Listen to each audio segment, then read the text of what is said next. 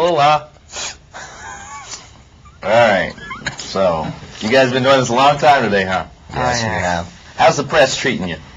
Really well. Yeah, they're good, man. Everybody seems to have enjoyed the second movie, which we were kind of nervous about. So, Were you really nervous about that? Yeah.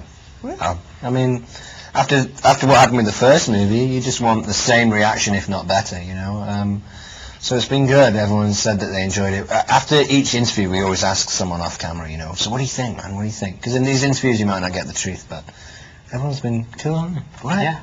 Not the truth. Oh, Well, yes, completely the truth. Yeah, I don't know. So, well, you talked about it after what happened in the first one. Were you anxious about the first one coming out, or nervous, or what were your feelings then, before it was released? Yeah, I was really nervous before the first one. It was strange because while we were making it, I didn't feel nervous. It all felt like we were part of this kind of, you know, inside a bubble almost, kind of making this movie, and the days were so long, you didn't have time to think about it. And then just before the film came out, I really started to get nervous and think, oh my God, you know, we're playing these characters that people have been reading about for 50 years. So I was really nervous and incredibly happy the way it went, you know.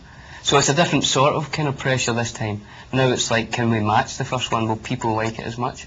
And it seems to be that, you know, people like it more, which is fantastic. Mm-hmm. When you saw, though, the reaction from the first one, building, and then almost, it's got huge. Was that surprising? I honestly don't know how much I felt that. I've been saying this for the past year. I don't know how much of a grasp I had on the populace's like opinion of the movie. You know, it just because you're in it. All I think about is certain things that happen on the day that we filmed things, or you know how good someone was, how good your friend is in it, and you know you can't watch it from an unbiased kind of audience's you know opinion. And I think because of that, when I read reviews in the press, it's like you're reading about something slightly disjointed from you, you know. So I never felt the heat too much, and when you're in that thing, it's a hard thing for your brain to try and understand. It's much more easier for my family and friends to explain to me what's been happening. You know, for me, it's a whirl of lots of different things going on. But it kept you guys busy. I saw you guys probably at 3 different award shows last year, or was it the year before last? Yeah. And I never won one. But you guys travel as a group. Yeah, we do. We travel in transit. Hunting packs. Yeah, we do, don't we? Yeah. Because, I guess, I mean, this is a huge bonding experience as well, right? Yeah. It just, you know, lots of great time spent together in a country that, you know, that seems to be built around young people, you know, just the outdoors, and there's so much sport going on, and, you know, everything was accessible to us in New Zealand, and you've got, you know, a whole bunch of people who just wanted to spend time with each other, and since the end of the movie, it's not really changed, you know. Elijah lives in LA, and so do I, and Orlando's been there, Vigo lives there, Billy was in Mexico, we'd go down every weekend and see him, and been on the phone to Ian McKellen, and you know, it's just this family, this kind of fellowship just continues to keep going. Nice little kind of side note to a big successful movie as well. Sure, I mean that's the important stuff in life, right? As you go through, if you can pick up, you know, a friend a year that you really feel like you're going to spend the rest of your life interacting with, and last year, or the year before I should say, I was so lucky to pick up, you know, 15 friends that you continue to interact with. So that's 14 years you've got without any new friends? 20 yeah, 47 hours. Yeah.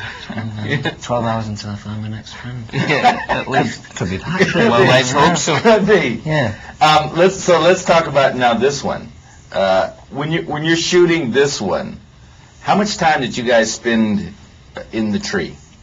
So much time, like you wouldn't believe.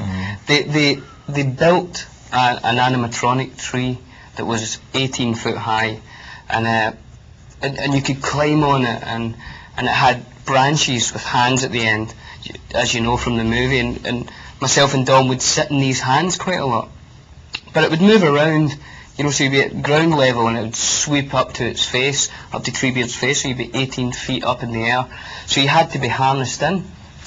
So when we get in the morning, we'd get harnessed in, start doing the scenes, and then after a while getting down for tea breaks and things was just like such a hassle to get the harness up and stuff. So we said, you know, just hand up a cup of tea and we'll just stay up here.